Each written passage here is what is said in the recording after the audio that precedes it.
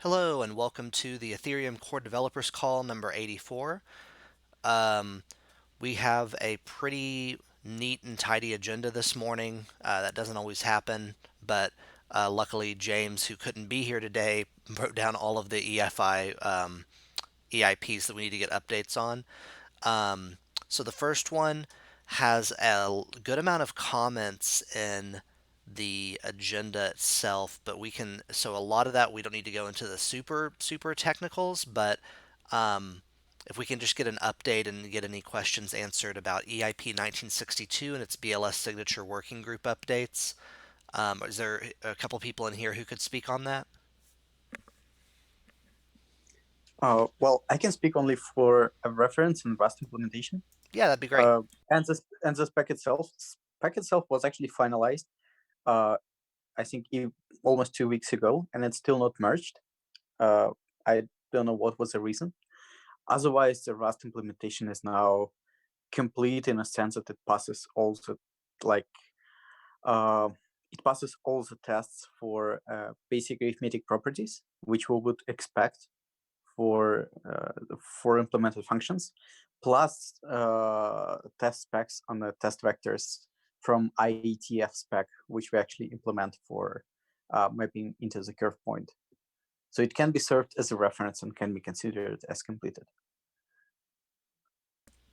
Excellent. Anybody else have updates on that?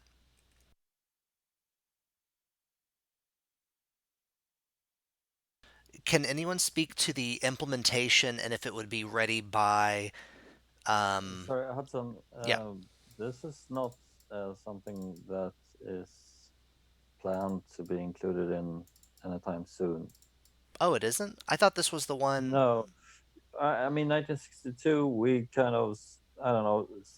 It's apparently considered to be EFI, but I think what's been actually included in like a short-term future is the more narrowed down uh, recompile for only some ETH 2.0 stuff. You're right. I thought 1962 was the Uh, narrowed down version. Is it it, not? it, it's still more or less my authorship. So I actually was speaking about 2537, which That's right. is now considered to be a like coming to like to be included in Berlin instead of 1962. So Uh, 2537 is the one which you said is basically finalized, has the Rust implementation and all that, right? yeah. Oh, okay, thanks. Okay, perfect. I'm going to put EIP 2537. So if you refresh the notes, it now has the right EIP number for the BLS signature working group because that's people have been calling it the BLS signature working group a little bit, and that's 2537, right? The more narrowed down version. Yeah. I mean, it's a minimal viable. Minimum viable, yeah. Yeah.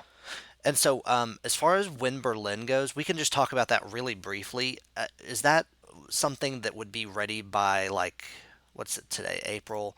Could we have that done by this month or May to start like getting all of the EIPs for Berlin ready, and then um, moving that forward to the next step of the process? I cannot talk about for a Go implementation. I mean, usually Said, who is doing the Go implementation, he listens to this call, but he never participates, which is kind of strange. But I think he also made the corrections to. I mean, he also made the implementation of the last function, which is the mapping of the field element into the curve point. So I think his implementation is also either final or close to final. Uh, so we can. I will chat with him personally, and we can start fuzzing Okay, between the two. yeah, let's start the fuzz testing for sure. Or it's the one that was ongoing, but now it's going to be restarted because the specs final and or the implementation for Rust is final too, right? Yeah, now the space of input parameters is much smaller, so it should be easier to test. Okay, that sounds But good. yeah, okay. And thanks for talking to him. That would be very helpful.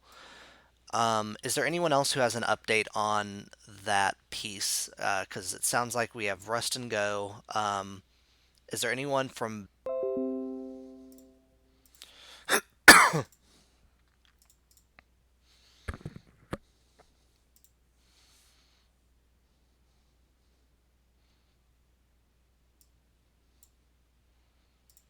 That makes sense. Oh,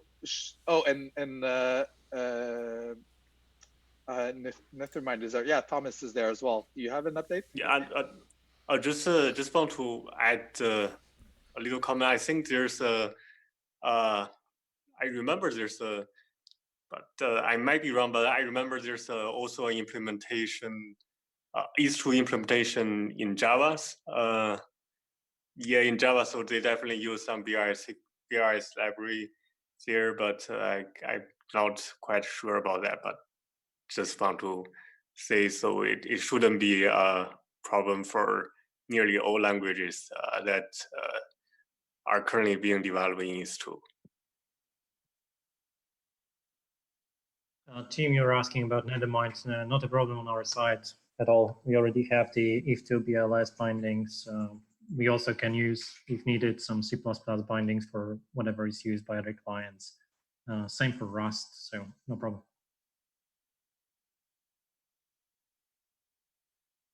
Cool. So does it make sense to move this to accepted and try to get the clients to start working on an implementation? Like, it seems like obviously we want to do this. Like, we all have, some kind of small things to figure out, but it seems like generally it's doable for every single client. Is there a reason to not move it to accepted?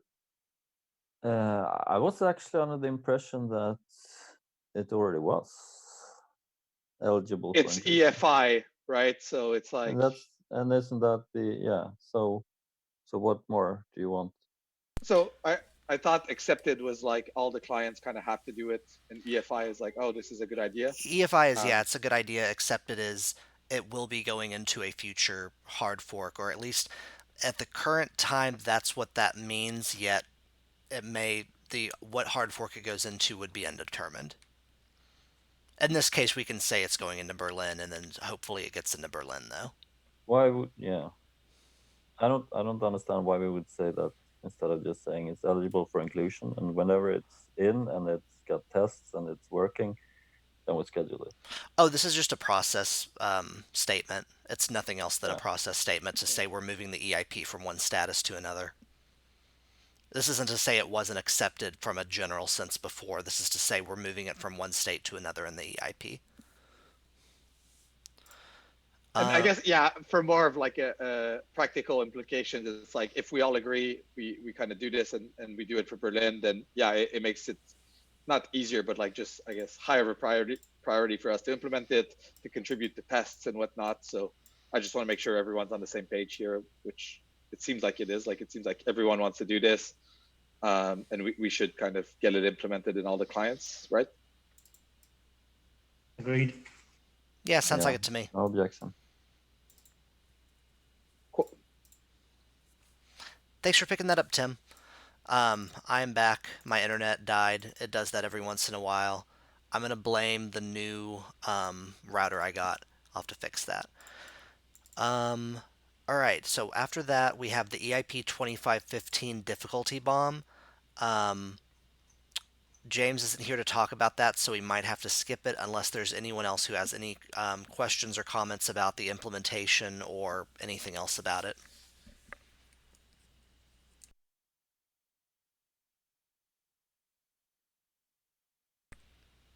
Okay.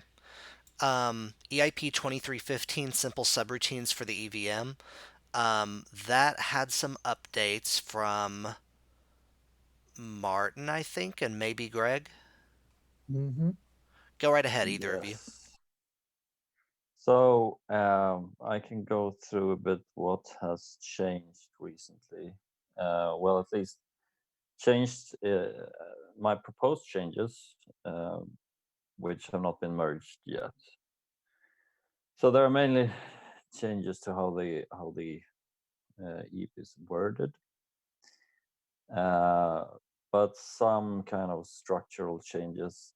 In the first version, there was this concept of a stack, which was not quite fully articulated, a return stack, and it was pre-populated with the value that would be outside of the actual code size. So if you did a return sub one time too many, it would return to a location after the code which Greg meant would be a stop of code, because code is surrounded by infinite zeros.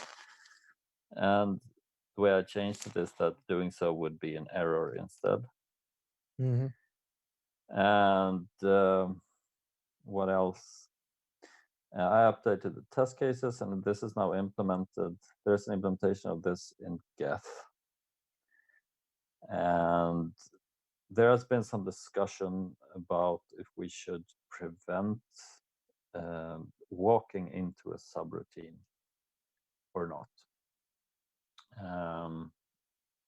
And there's been no really strongly argued either case. So as of now, the spec still allows walking into a subroutine, which basically means that you just increment the program counter and suddenly enter a subroutine. There's no machine error when doing that.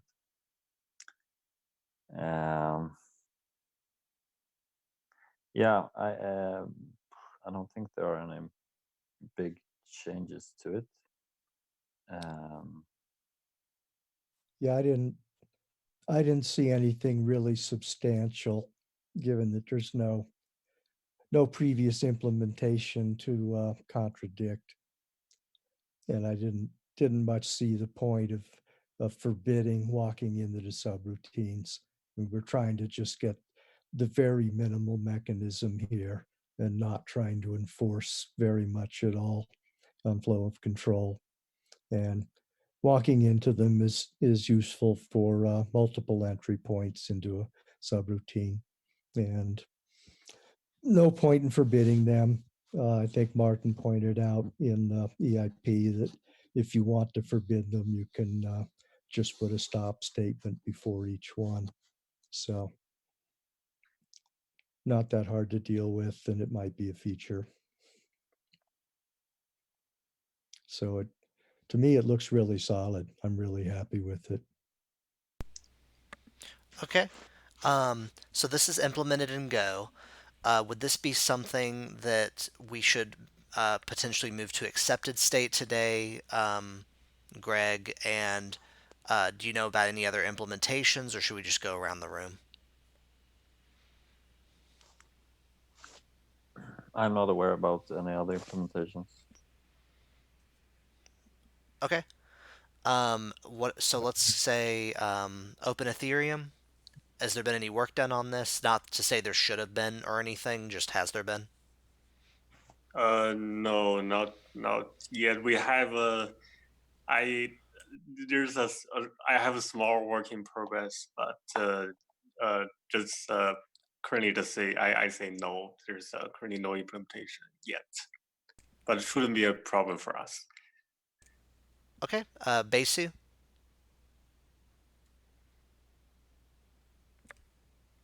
No. Okay. Again, yeah, it shouldn't be a problem either, but we haven't started working on it. Nethermind? Yeah, everything seems fine as long as we have confirmed that the usability for this is already assumed for whatever solidity, code verification, so then it's fine. Excellent. And then Aleph, if you're in the room, I feel like that's been done in Aleph, I guess, but maybe not. Well, Greg did it in one of the C++ EVM implementations. Yeah. Yeah, but I'm not sure about Aleph. I mean, we like effectively stopped working on new changes there. So Okay. it's kind of up to the question if we're going to upgrade to the next hard fork at all. No, I started into EVM1, but it's not complete. It's just enough to see how hard it was to do. But it's on EVM1, which isn't really a client yet. Okay. Am I missing any other client?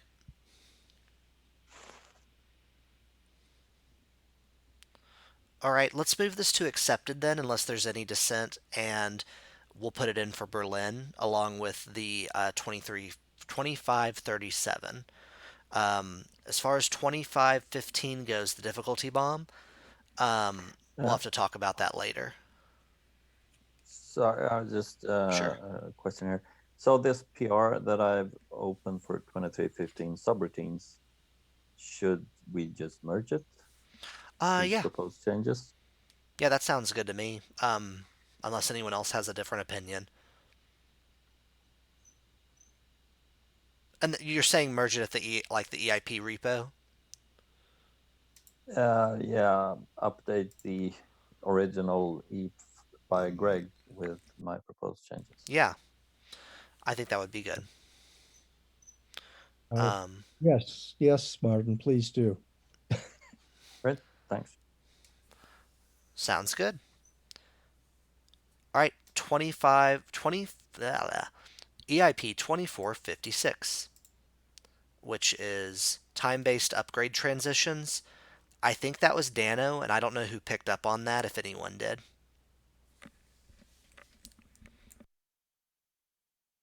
I think Dano was kind of leaving it to the side, but then James really wanted to talk about it last time. That's probably true. So if James isn't here, we can actually not do that one this time.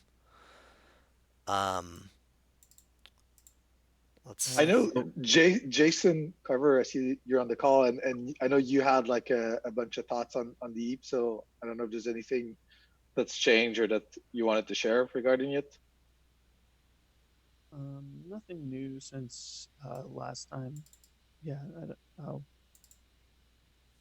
bring it back up when I have something new to share. So I wanted to add one thing. So I think ever since the time-based upgrade came up, one issue that I think haven't really been solved was the fork ID thing. And I don't know if anybody actually fixed that or not. If not, then there's definitely one potential blocker of the CIP, because the fork ID is kind of important, especially for testnets, because every time we do a hard fork, testnets fall apart because it's just a mess of peers. So that definitely needs to be sorted out. Is that something you want to sort out before Berlin? But what I was saying is that the time-based upgrade changes, it makes fork IDs impossible. So as long as the IP is not fixed to support fork IDs, I don't think it's acceptable. Okay. I think, Peter, there's another option. We can potentially just fix fork ID. I mean, change, not fix. It's okay, but we can change it. It was never used, so we can actually look at the implementation and decide to change the spec. What do you mean it was never used? It's been live on Geth for half a year. Yeah, it's live on Nethermind as well, but I'm saying just it wasn't used, unless you assume that it was used in private chains or some side chains. But I'm not following. What do you mean it's not used? It's used on every single handshake that you make.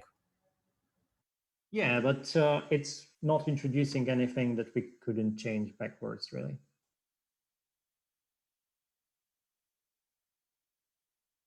Yeah, I guess, of course, if there's a way to have fork ID support time-based things, yeah, that was kind of my point, that it's a challenge that needs to be solved. I mean, we can change whatever as long as it works. Yeah, I agree. I understand your point. Okay. Thanks for the comment. Is there anyone else who has comments on the time-based upgrades?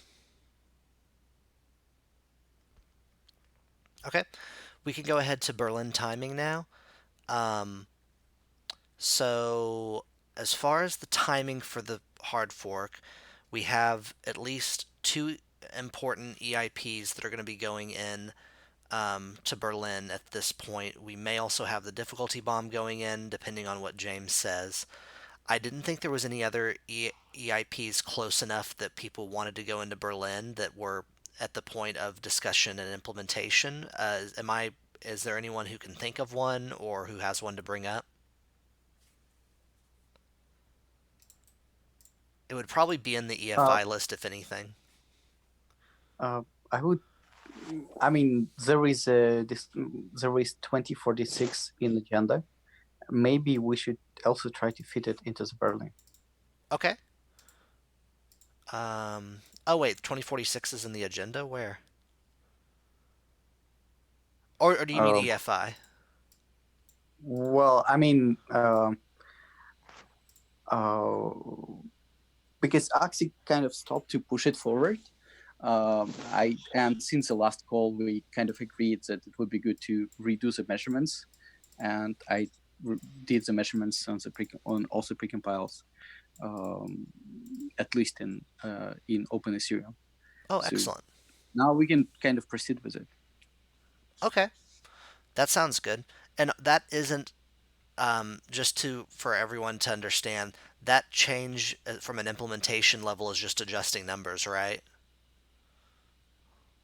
Well, the EP itself is just a proposal to change call price to the precompile from 700 to something like 40, which was confirmed by Martin that it's a reasonable number.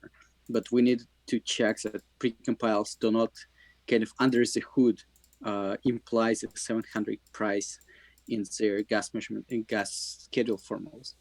At least for Open Ethereum, it's not the case. So it would be safe to reduce it, but we can also kind of tentatively discuss if we want to reprice kind of all the existing precompiles, because it's kind of a free outcome since it was confirmed just during the process of measurements.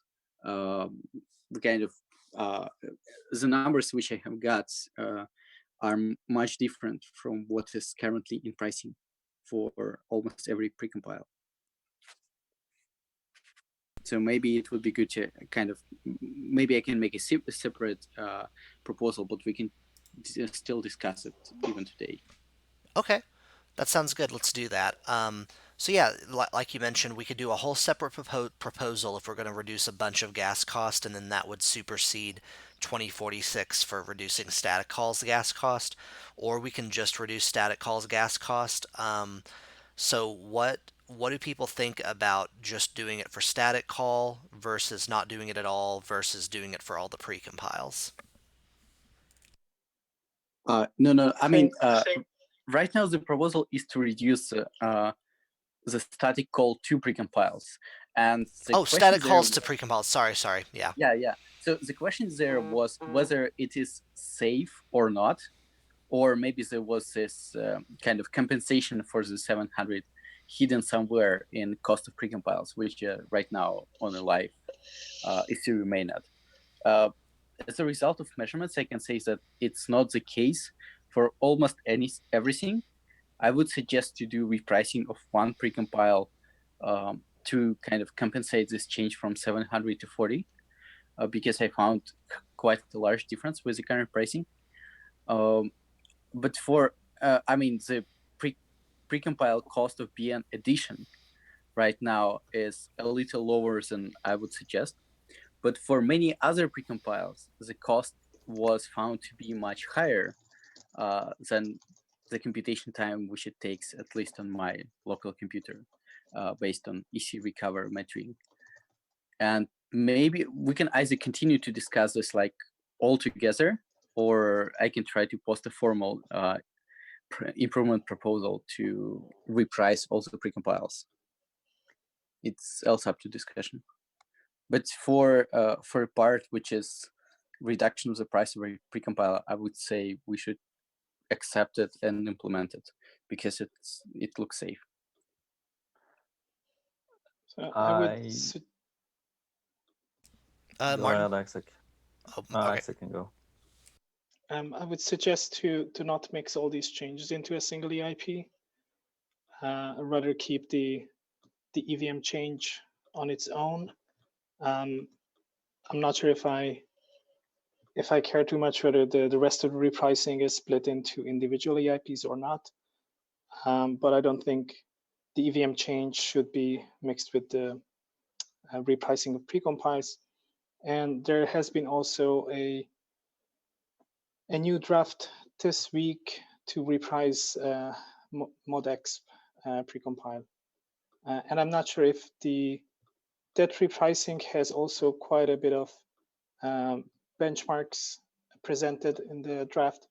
I'm not sure if those results match at all with the benchmarks done by Alex. But yeah, it's worth considering also that EIP.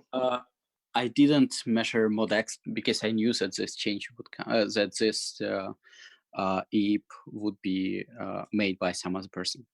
I talked to Kelly, who actually did and led all these measurements for ModX repricing, and they also didn't have any internal compensation for the current 700 gas call cost to precompile. So it's also safe for ModX pricing.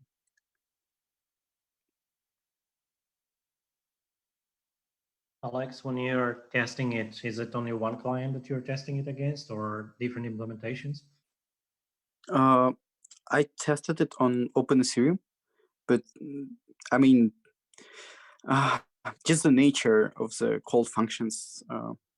As far, I mean, hash functions should have very, very, very close performance in every client. And for hash functions, but the short answer is you only measured on OpenEthereum, period. Yeah. The short answer is yes, but more or less just because I'm not proficient in. No, that's fine. In Go or Java especially. Yes, that's fine. It's only been measured on OpenEthereum, so we still have to measure it on other clients. Cool. Was that your point, Martin, or did you have another comment from earlier? Yeah, no, that was my point. So, yeah, we there's still some work to do, in my opinion, before we can move on repricing them. As for the original EIP 2046, I guess, I mean, I can do some measurements on GEF and see if it kind of makes sense to do that standalone with any other repricing. But it's going to take a bit longer to reprice, to check if every precompile, what they can safely lower to. Okay, I should clarify. I mean, my point was that at least from explicit tests on OpenEthereum, it looks like current pricing of precompiles will not be broken by inclusion of 2046. So it's kind of safe to include it. But as a byproduct, I have found that precompile costs are quite different from what I have found and formula which I have got. And just wanted to raise this point to developers. And maybe if someone would also be willing to do such measurements on other clients, then it would be reasonable to actually make this proposal and fix pricing of the precompiles.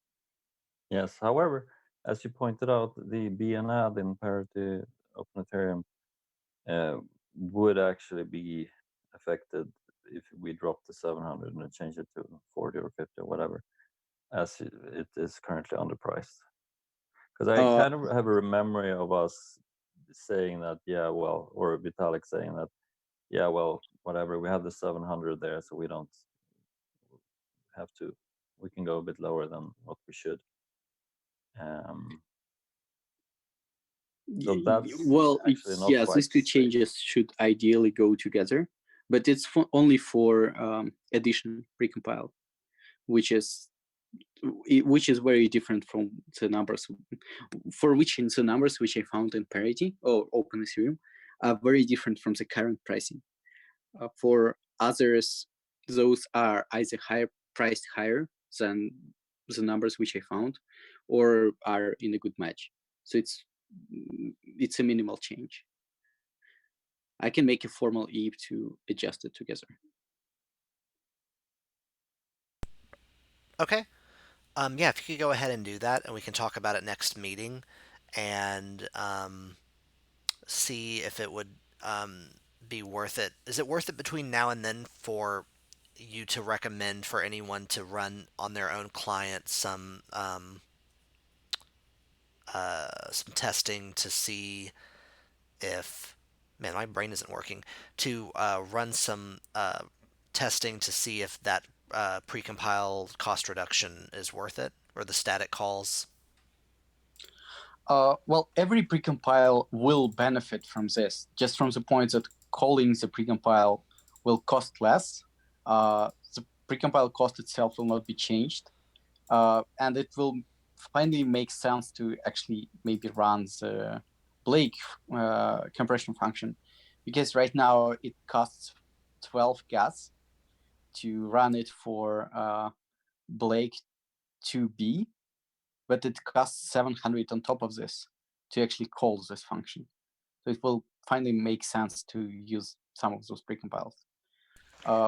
Other parts which I found are just general optimizations, which will benefit smart contract users, for example, in verification of Merkle pass or SHA 256 hashes. But it's kind of secondary improvement. I would basically say that there are two things that the client implementers need to do. One is to measure if the actual, invocation of a precompile, an empty precompile, basically the identity precompile, and doing that in a loop and seeing, are we reasonably efficient enough to do that with the proposed for the gas, even if the actual precompile doesn't do anything. The speed of the run loop. And the second thing is to measure the actual execution of the precompiles and see, okay, so if we remove this 700 threshold, are the precompiles efficient enough, or would we need to give an additional threshold on the actual whatever precompile? Because I know, Geth has assembly optimized BN stuff, but not everyone has that maybe. But those are the two things that I see should be done on the clients. Yeah, I think this was the main reason why I was asking. So I totally agree with Martin. We have two totally different cases, or not cases, but parts of the same problem. One is how efficient different implementations are in placing another call on the call stack. And I think it should be fine, but it would be great to measure it if there are any significant differences between different implementations. And the other one is just measuring the compose separately. Okay, are there any other comments on this? Okay, thanks for running those those static call analysis tests. I think I'm saying it right, Alex. And yeah, if you want to make a more formal EIP for that, that's fine. Or for the other ideas, that's fine. And then otherwise, week 2046, should that try to go into Berlin then? Is there enough done on that? That's kind of what I was thinking from what we just discussed. No, we would still need a confirmation from the other clients. Developers. Okay. Yeah. Sounds At the good. same time, I think this is very, very important one. Actually, if we manage to decrease the call costs for the things like SHA-256 or any other pre-compose, this will be hugely beneficial to various contracts. So it's great work, Alex. Thanks for that. And I think we just need to put some more work to confirm before that it's all measured properly. Okay. Other clients. Yeah, go ahead, Luis. I have a question. I just have a question about this. Is the 40 like engraved in stone, or is it something we could evolve with depending on testing? Depending on testing, I would say. We can modify the EAP, tweak it a bit, right? But it's still a number required to run the function which estimates the gas cost itself. At least you would have to run this function. No, of course. My point is that I have this the Blake 2 precompile in mind, and knowing that right now it's more expensive to run Blake 2 when Blake 2 should be twice as fast as KitCheck is, at least twice as fast as KitCheck is still surprising to me. Well, it wouldn't. With 40 gas, as right now in proposal, it will not become cheaper. anyway, unfortunately. That's my point. That's the reason why I'm asking if the clients could, when they're doing the testing, the 40, is it engraved in stone or could be evolved and go lower? Because if basically we go to 20 or 30, then Blake 2 start to be like makes sense, and we can a lot of work have been done to improve Blake 2 efficiency outside of the blockchain space, and that would be amazing for many application for market trees and verification, or even for stateless Ethereum to some extent. I think because of the call stack, we would have to include some kind of opcode for Blake in order to get the same costs as you would expect from Ketchup.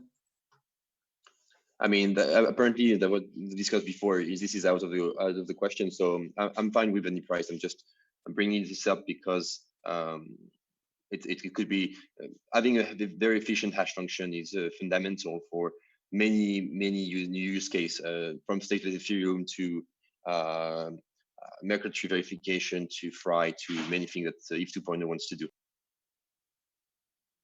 Well, for hash functions, most likely the only option is to make the opcode, because for them, the most difficult part for gas estimation functions is the one for ModExp, and it actually takes quite some time. So for this function to run safely, you would need to put something like 40 gas, like 1 microsecond of execution time, depending on your machine. For other precompiles, their cost estimation functions are so trivial that you just need few nanoseconds if you have everything close in the cache lines. So for this, the only solution is most likely to have a separate opcode, or to have more complicated solution, like different cost to calling different precompiles. But this would be most likely too much.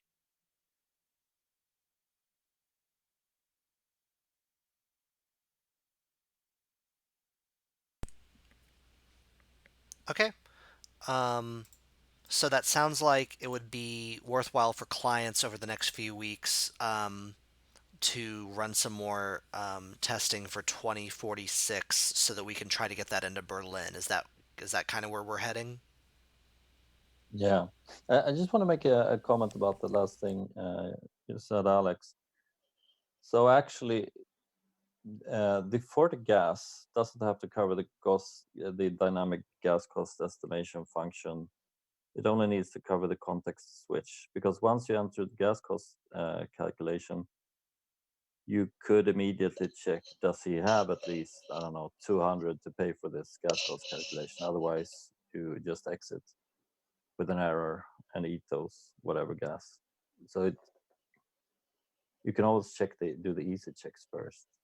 So I mean, theoretically, we could set the cost to 20 if the context switch allowed, that.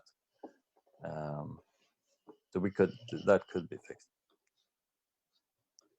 Okay, let's move on. No. I just meant that even if you do the context switch, even to run the function which estimates the gas for ModExp, which is the most complicated one, you still spend quite some time on computations. And right, but before you do that, you can just raise the threshold on that particular, raise the non-dynamic gas cost on that one. Oh, you mean just to make the constant, to absorb the constant in a... Yes, so as soon as you enter the gas cost estimator, you check, does he have 500 gas to pay for this estimation? If not, then exit, and you only waste a nanosecond anyway. Mm-hmm. Okay. I wanted to go ahead. To make one comment regarding the somebody said that Blake 2 seems to be so much cheaper than Ketchak, and I'm just looking at the numbers here, and I think it's a tiny bit misleading if you just look at the numbers, because the Blake 2 is only the inner loop and not everything else around it, which is the case for every other hashing function we have as a precompile. And in essence, no matter how much you reduce the call cost, you're always going to need to run multiple I mean, in any useful case, since each round is limited to 128 bytes, you may likely want to call the precompile multiple times. So it's highly unlikely that you can make it cheaper than Ketchak as long as it's a precompile. So maybe it would have been better to introduce the original version of Blake 2, which worked like all the other hashing precompiles we have. But I guess it's too late to change that now. What is the particular structure of the Blake hash? I thought you just, I mean, you would have to run the compression function, but on short input, you should only run it once. Yeah, on 128 byte inputs, you could. I mean, at least for most likely the most common use case, it would be sufficient, like at least binary Merkle tree. But yeah, right now it's not possible, and even current metering approach to Blake compression function is actually questionable. But still, it's the same way as the Ketchak metering function is kind of invalid from its internal structure. But we can discuss it on Gitter.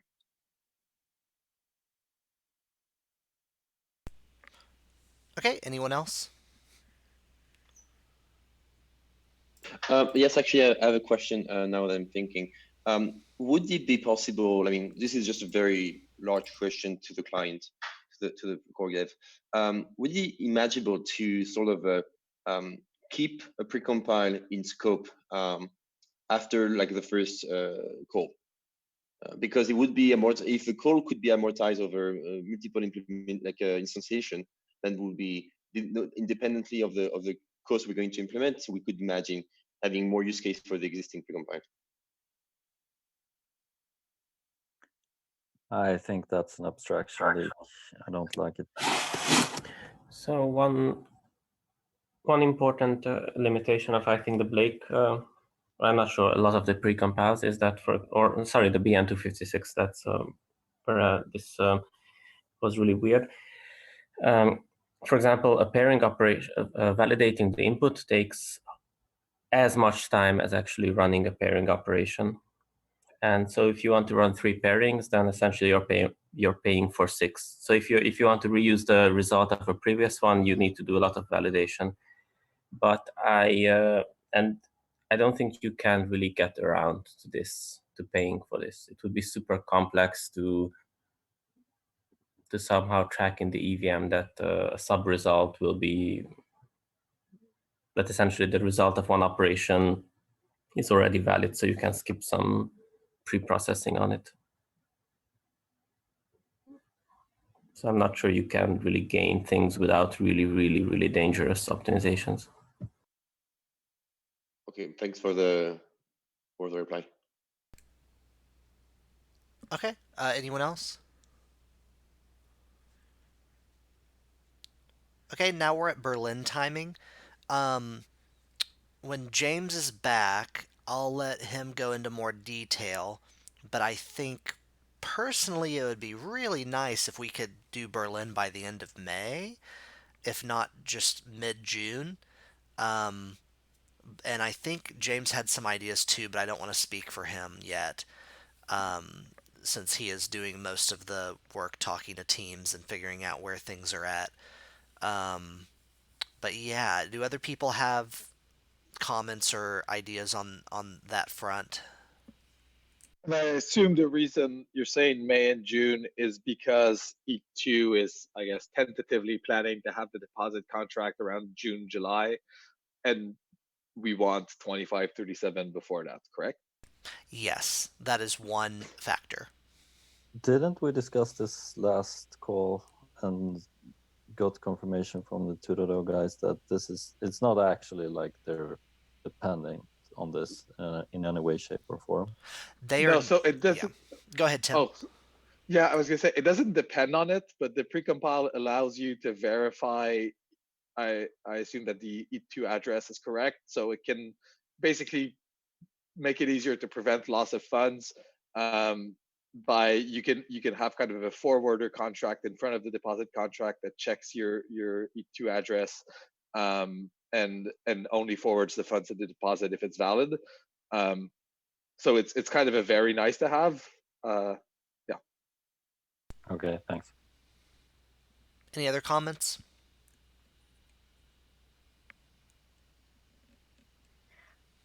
Yeah, I don't think we should schedule anything before we have finished EAPs.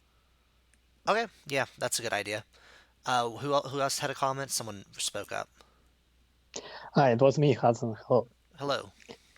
As he mentioned, the release date, like implementing this Berlin hard fork in May or like early summer. Before, actually, yeah, like Martin said, speaking about that, we need to freeze all the EMP implementations so we can cover everything with testing. Yeah, and a few of them are frozen from a specification perspective. So, for instance, 2537, the BLS signature precompile, the narrowed down version of 1962 that would be used for ETH 2.0, that one is spec'd out completely. Simple subroutines for the EVM needs to be updated, but that's pretty much spec'd out from what I can tell. But what Dmitry is saying is nothing of this exists merged in a client today. Yeah, that's true. Okay, yeah, because I thought he meant like been finished specification wise. You're right. As far as clients go, go ahead. We need to be sure that there's going to be no changes, and they can start working on implementation and testing. Okay, sounds good. And I guess maybe one other way to think about this, you can like trade off between scope and time. So would we rather have a Berlin which is more likely to ship sooner but only has 2537, or would we rather try and get a couple ETHs bundled together at the risk of perhaps shipping later? And I'm curious what people think here on the call. Like, should client implementers just focus on 2537, get that over the finish line before even touching anything else? How parallelizable do we think this is? Yeah. And I kind of agree with Martin that we won't know until they're actually, I guess they are an accepted state. So yeah, until they're very very like concretely we could say, okay, people just do 2537, let's not look at the EVM one right now. Let's not even consider 2046 benchmarking until 2537 is like fully implemented in all the clients, has some tests and whatnot, right? Yeah. Anyone have comments on that?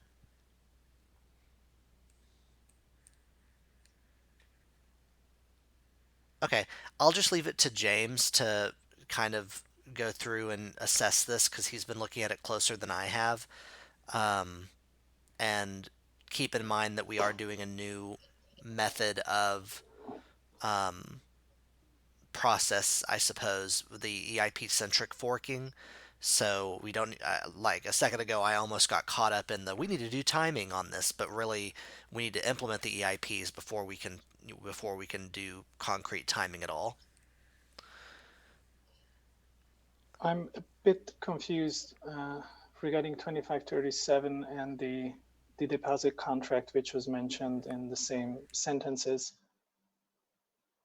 Is 2537 related to the deposit contract at all? I was under the impression it isn't.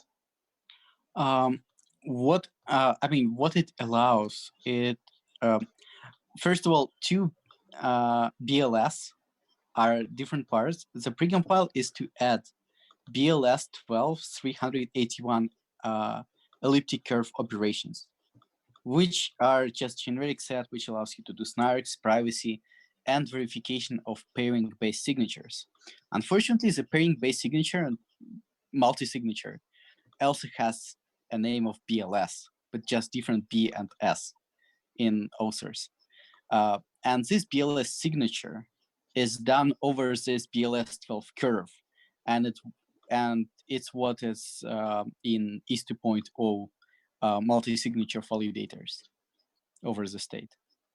So it's required to have for ETH 2.0 deposit contract in its full power, but it's not the only case for this precompile. But I was under the impression that the deposit contract, the proposed deposit contract, has been also audited, and I would assume that it was done before the CIP was proposed.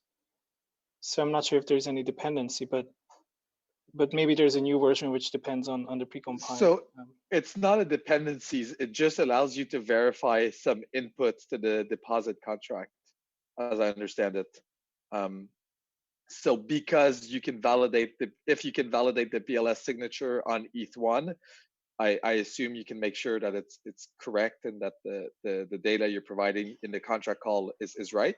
And that means that you could set up a contract in front of the deposit contract that checks that before sending your funds in.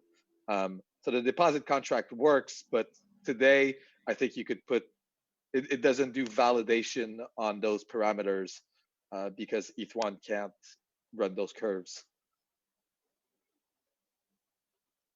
All right, because somebody mentioned that maybe Hudson, you mentioned that the deposit contract may be planned for the summer, and if we could roll out some of these, including the 2537, that could be beneficial to the deposit contract. Maybe just for a general audience, including me, it would be nice to have what you guys explained just now written down somewhere, and maybe based on that functionality, one could also select a subset of 2537, which might be easier to roll out by that deadline, or it may not be, but at least just having this indication, what is the connection between the two, I think that would be nice to have. I just posted it in the Zoom chat. Alex Stokes has been working on this. He wrote a Medium article, and I just copy pasted the relevant paragraph in the Zoom chat here. Yeah, that's the one he posted within the last 24 hours. So that one's real new. So that should give a pretty thorough explanation, I think. Would that answer your question, Alex, if that article has the explanation? Yeah, I mean, I guess I need to read it first. Of course, yeah. For me, I think a nice addition would be to see what parts of this precompile would this verification use. What would the basically Solidity code be that uses this? Well, what parts of it will use? It will basically use the mapping function, like the last one on the list for this proposal, the pairing function, and most likely it will use multi-exponentiations in one group and few multiplications and additions in another one. So it will basically use everything. So as far as I remember, yeah, I mean, this is from judging on how BLS signature works itself. So when you mentioned multi-exponentiation, multiplication, and addition, you have it for both G1 and G2 here. And so you meant that it's going to use all of those? Well, BLS signature allows you to have ambiguity.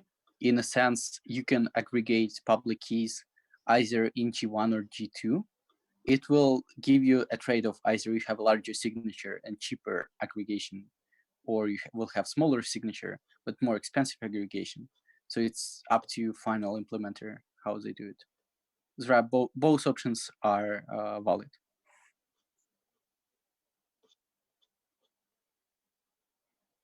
Yeah, I guess my final comment regarding the planned times as in like end of May for Berlin. And I think there are a lot of really nice proposals in terms of EIPs for Berlin. Just to name a few, the EVM subroutines, this one, all the repricings. But it seems to be a lot of changes which it doesn't seem feasible to be done in a month. So probably we need to make a selection.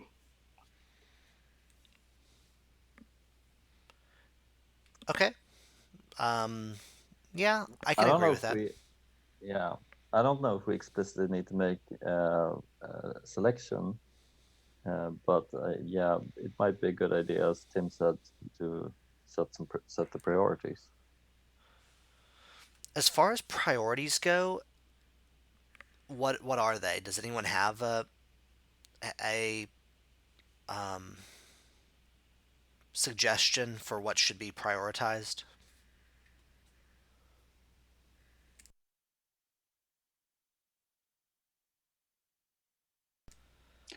Well, I cannot judge anything about the complexity of subroutines and how to implement them, but just from the, I mean, because this 2537 is very small subset of 1962, and there were already 1962 implementations tested on in a much larger scope. I mean, the code base is there, and Rust and Go are like at least 95% ready, and they can be used by other clients as just libraries. The C part is more challenging, but it can also be improved. I mean, it means it's only one function. Is your suggestion to use the 1962 code base, but each of the clients would implement this limited interface of 2537, but still use a 1962 code base to accomplish the actual operations? Yeah, I mean, the 1962 code base and its functionality can be kind of downgraded to say, we don't want curve to be supplied in runtime. We just hard code one curve and just run all the existing code and arithmetic on top of this single curve, which reduces the number of edge cases a lot. So it's now fine to accept it as a precompile. I mean, it's not, I don't say that it's the only way. You can always take another specialized implementation for PLS 12 381 and just do all the same using this other implementation. It's just, and everything you will need on top of is a binary interface. But you could easily take the existing implementations, which implement every single separate function in this proposal. Because some implementations may or may not have multi-exponentiations, for example, and some of them may or may not have the most recent version of the mapping from field element to the curve, because there was a change in IETF spec around 3 or 4 weeks ago, and it may or may not have been implemented.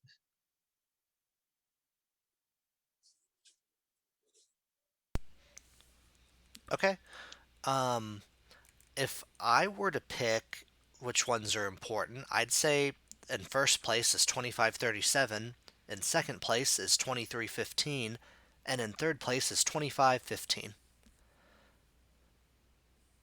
But that's just from looking at it.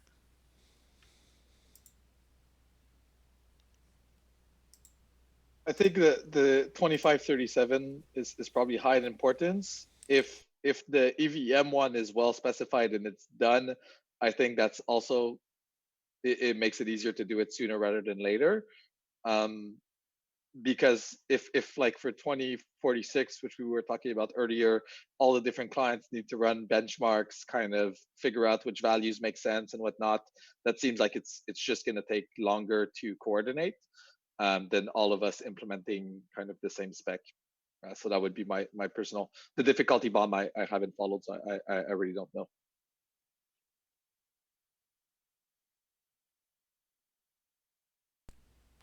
So yeah, if client implementers are looking for priorities here as far as coding, 2537 I think has kind of been roughly talked about as the number one priority, and then 2315 seems like it's very specced out and ready to be implemented.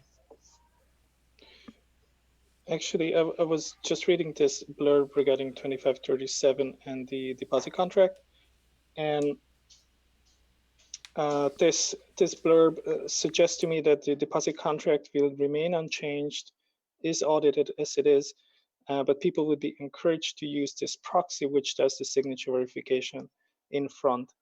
I wonder if there's any plan to get the proxy audited, which seems to be kind of hard to do if you don't even have any kind of code accomplishing that, and it also depends on the precompile. But if it's not going to be audited, then we're sending people to use this unaudited contract for deposits. I mean, on unaudited proxy, but still. I don't know who is exactly responsible for ETH2.0 deposit contract, because I'm not. But it wouldn't stop them to have the proxy contract audited even before the precompile is accepted, because I mean the set of the functionality of the precompile and binary interface are fixed in a spec, and the cryptography of verification of a signature and validation of all the encodings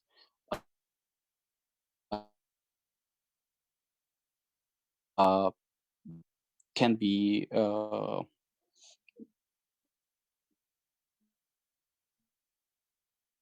audited. So just from its code, you can make a solidity contract for this. But once again, the special that cut out a lot for me. does this. You might have to repeat like the last 15 seconds.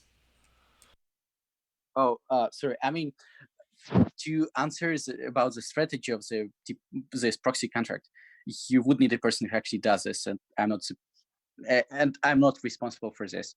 But nothing stops them from auditing a solidity part by just treating the precompile as a black box, which does these arithmetic operations for you. Assuming that the precompile is valid, it will allow you to do the audit. So I don't really want to, make this conversation too long. So maybe my closing comment from my side would be that if we are prioritizing 2537 for this reason, then we should really encourage, I guess, the E2.0 teams to write this proxy contract and work, I guess, with you guys on 2537. Because if that is the reason for priority, then it better be ready by the time it's deployed. Well, it's kind of unfortunately it's kind of the priority. The sentiment to priority is that ETH2.0 needs it, but it doesn't reflect that. In principle, you still want to, but it's a separate question. We can continue after the call. Don't get me wrong. I think it's a really good feature. And it's explained in that blurb. So I think it's a really good feature, and it would be really important for the deposit contract. But it would be really nice to actually have this proxy. Okay. So does everyone have kind of a good idea of the priorities now? Is there anyone else who has comments? That's fine. Okay. Martin, do you want to talk about EIP 2583 penalty for account trie misses? Yes. Thank you. So this EIP tries to address a shortcoming on all the current implementations of nodes due to how our state trie has grown over the years. And previous efforts to address this has been to raise certain gas costs, which are now 700 with EIP 1884 and EIP 150. And that path doesn't really work for us, because what we would need to do to address the worst case scenarios is to raise it by a couple of orders of magnitude more. And we can't really do that, unfortunately. So what this does is it tries to enact a penalty whenever you hit part of the trie, a missing account in the trie. and it affects all the ext operations, including balance, ext balance. So whenever you do one of these operations on an inexistent address, there will be a penalty, a post-operation penalty. And it would also affect the call derivatives. However, the call derivatives would only be affected if you call into or call referring to something which doesn't exist in the trie, and also don't send value. And the way this has been designed, it means that it won't disrupt existing contracts, because yeah, there's really very seldom a reason to call something without sending it any ether and then not expect things to go badly. Whenever you do that, when you do an Xcode hash or Xcode size or call it to something which doesn't exist, you normally want to exit your flow at that point. Solidity has it built in to do an Xcode size check whenever you do a regular call, just to see that it hasn't suicided. And if that Xcode size check fails, it doesn't really matter if they go out of gas or if they revert with some other reason. Right, and today with the on a 10 million gas block, it would be possible to do around 14,000 trie lookups. And if we were to add a penalty to that of about 1,000, we could lower it to 41%. And having a higher penalty than that doesn't really make sense, because as Peter found, there's a kind of attack to this penalty mechanism, which you can do whereby you invoke it via another call, so that in the end you can escape the penalty but pay an extra 750 or so in gas. So yeah, so this EAP is one proposal to deal with state attacks, which has the downside that it has upside that it doesn't disrupt a lot of things. It has the downside that it can be partially bypassed and does not. We can't just raise the penalty and get it more efficient. That's the unfortunate side effect. So I was hoping we could implement some kind of protection, either this one or some alternative variant, pretty soon, hopefully by the next hard fork. But so I would just like to hear people's opinions and potentially start the discussion on other alternative ones. I know that Axik pointed out that there have been some discussion in the stateless Ethereum clique about having some kind of global penalty counter, which could also serve as a witness size counter later on. And such a scheme, you could have if you imagine a global penalty counter, and whenever the penalty counter exceeds the remaining gas, you would basically stop the whole transaction. Schemes like that could be implemented. They would have other side effects on layer 2. For example, a multi-send where a couple of the recipients, they would no longer be limited. I mean, previously, if you do a multi-send and you send a recipient 2,300 gas, all they could do is burn that and return with an error.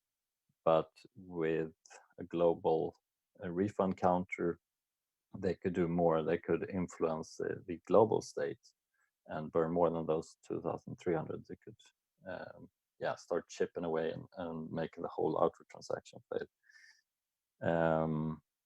So I guess that's the next avenue of approach, and explore that. But at least, so I'm put this out public now, and yeah, I'll be glad to get feedback. I don't know if maybe we don't have time to talk about it in depth on this call today, but I think this is an important problem which we need to look into how to solve. May I have a short question about the spec? Because I mean, you want to make a penalty when you call non-existing contract with amount equal to 0. Yes. But the problem is the minimal available amount, it's like 10 in a minus 18 Ethereum, is negligible, but still not 0, and allows you to bypass this protection. Yeah, maybe that's not so greatly explained. But if there is a transfer of value, there is already an additional 9,000 gas added to the cost. Oh, okay. Yeah, well, in this case, yeah, sure. And if the call destination does not exist, there's a 25,000 gas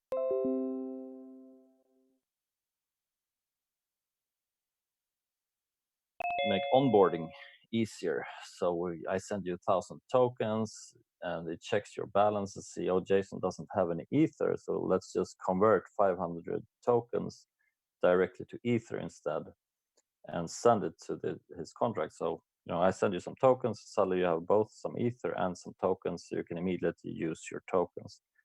That is one contract that actually would be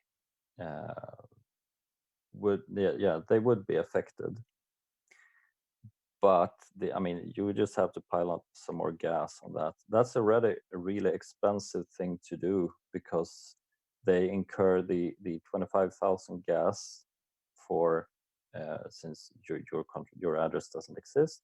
They also incur the 9,000 for transferring the Ether. So they're already, they have already high gas costs to do this kind of transfer. And if we had a little penalty of 1,000, I really don't think it would affect them in any large way. Okay, thanks.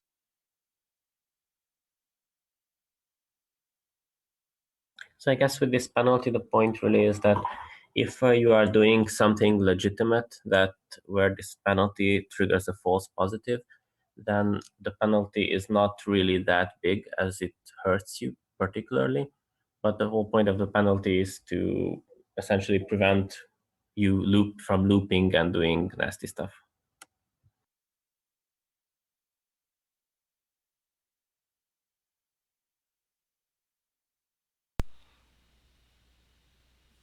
Okay, other comments on that?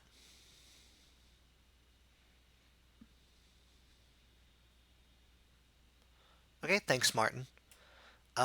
Dimitri, and anyone else, do we have testing updates? Yes. Go right ahead. So, yeah. I have reworked the code which generate blockchain tests, and now get retested can generate all the blockchain tests, and it means that test generation is no longer dependent on alert whatsoever. So we can actually use any client that support RPC protocol to generate the tests. And I took a look at VM tests and added it to blockchain tests, so that can now be also run on Hive. The VM test that we had for since the beginning, and it was in a different folder. We haven't really used that. And one of the new features, I have launched a web page with the statistics of retest ETH execution on supported clients like Go, Aleph, and Bezel. So you can visit that page and see how the test run is going.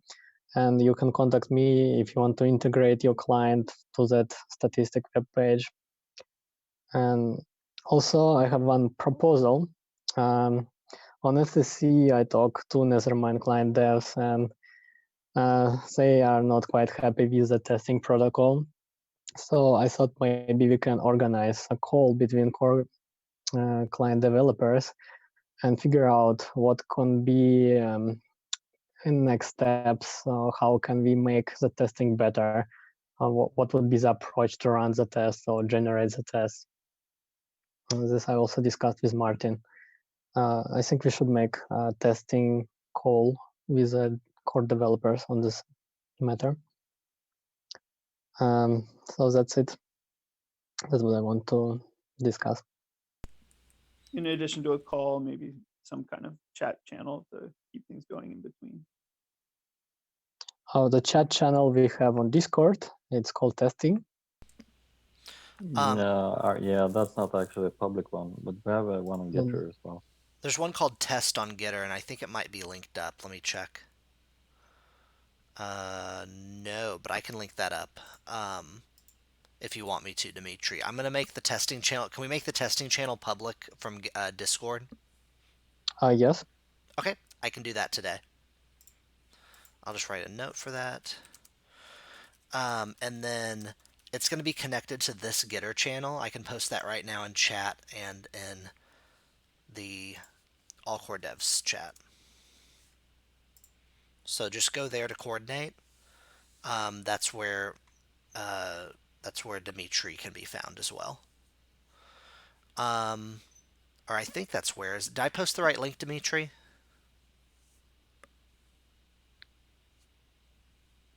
Gitter test, yeah, that's right. Okay, great. Anyone else have comments or questions on that? Okay. Some of the last stuff, there is a survey. The EIPIP group has a survey out. Thanks for everyone for getting this together. It's like 6 questions. It's really easy.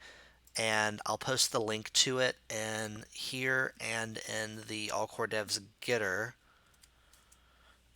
If you could fill it out, this is going to give us kind of a nice overview of the direction we should go in. As far as how the group's going right now, what we're working on is a few different things in parallel. One of them is improving EIP1. The two main ones, I should say, is improving EIP1 and then fixing the bot, the EIP bot, to get it documented, the one that Nick Johnson and Makoto made. And getting that documented and like inline comments and making it so that if we add something to EIP1, like a new header, that it can keep up with it.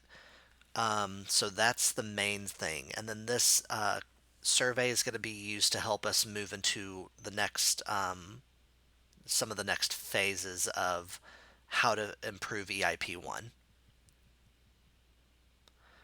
Another initiative, I guess, is the EIP page on ethereum.org, right? Yeah, so the EIP page on ethereum.org, there is a... you can explain that one, Tim, because I haven't been to that chat room yet. Sure. I mean, it's pretty self-explanatory. Just having a page on ethereum.org that gives a high-level overview of what are EAPs, why they matter, and that redirects people to the EAPs website. So the goal is not to replace the EAPs website, but to just give a kind of high-level introduction to the community and direct anyone who's interested there. Yep. And the other thing that happened the other day was a smaller call with Sam, a web developer from the Ethereum.org team, about moving the Ethereum EIPs from eips.ethereum.org to ethereum.org/EIPs for SEO purposes and to integrate it with ethereum.org.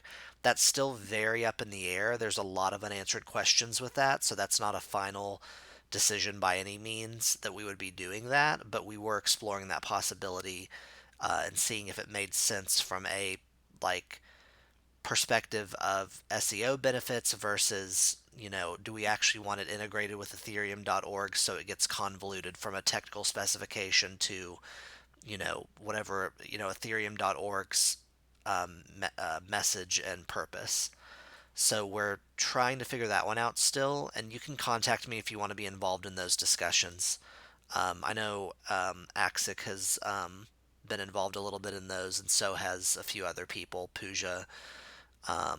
So yeah, let me know if you want to be involved in that, or if you want to be involved in the EIPIP process. We have a Telegram chat, and I can add you if you just reach out to me. We have calls every other Wednesday. At 1500 UTC, right, Pooja? Or is it 1400? Do we know? Or Tim? It should be EIP is 1500. 1500 UTC on Wednesdays, or every other Wednesday, and the next one is this upcoming Wednesday. Yes. Anyone else have comments or questions on any of that? And then finally, reviewing decisions from the last meeting, meeting number 83. EIP 2537 and 1962 would be discussed under EFI and to be continued in the ETH Magicians thread. Under review for EFI is 2315 and 2515, and then eligible for inclusion pending is 2456. I think a lot of those from the last meeting were like one of those like self-explanatory. We just need to restate them because people were confused, but that didn't necessarily mean that was the first time we were making all those decisions. Decision item 83.1 was yes on a proposal for fuzz testing by Alexi for continued fuzz testing on 1962 and whatever narrowed scopes there were of that, which, the conversation for that continued today. Decision item 83.2 was work on EIP 2542 to include only one of the three opcodes proposed. Which one was 2542 again? Or sorry, 42. I forgot what that one was. Let me look it up. Wasn't that one of John Adler's? Like EP came and he had like 4 or 5. Yeah, new opcodes for transaction gas limit and called gas limit, and a third one. So yeah, John's going to keep looking at that according to the decision item. Action item 83.1, which is different from the decision items, was that a bounty for the prerequisite benchmarking efforts of ADIP 2046 would be explored. I didn't end up exploring that, but it sounds like Alex stepped up and did that anyway. So thank you, Alex. And it looks like we're going to get some benchmarking done from other clients before this is implemented. So we can still look out for this for a future thing, but I don't think we need a bounty at this time because that would probably just slow things down. But I'm open to other opinions. I agree. Okay. Anyone else? That's all. That's all for reviewing 83. Does anyone else have any final things? We ended the meeting in time. Yay! We'll see you in 2 weeks on the 17th at 1400 UTC. Bye, everyone. Bye. Avoid the plague. Thank you. Avoid the Bye-bye. plague. Wear a mask. Bye-bye. Wear a mask. Bye. Cheers. Thank you. Bye.